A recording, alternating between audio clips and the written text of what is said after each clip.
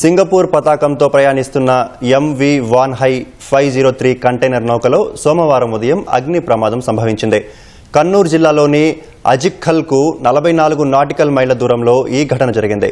ప్రమాద సమయంలో నౌకలో 22 మంది సిబ్బంది ఉండగా 18 మందిని భారత నేవీ తీర రక్షక దళాలు రక్షించాయి.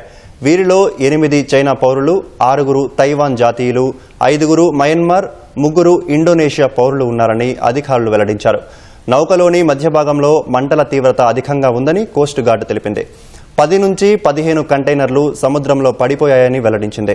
2 డోర్నియర్ ఎయిర్ క్రాఫ్ట్ల ద్వారా పరిస్థితిని క్షుణ్ణంగా పరిశీలిస్తున్నామని పేర్కొంది.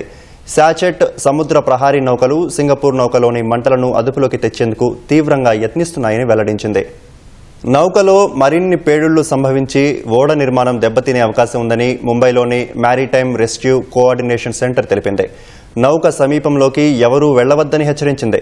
మంటలను అదుపులోకి తెచ్చేందుకు అగ్నిమాపక నిపుణులను నియమించుకోవాలని నౌక యాజమాన్యాన్ని డైరెక్టర్ జనరల్ ఆఫ్ షిప్పింగ్ ఆదేశించింది.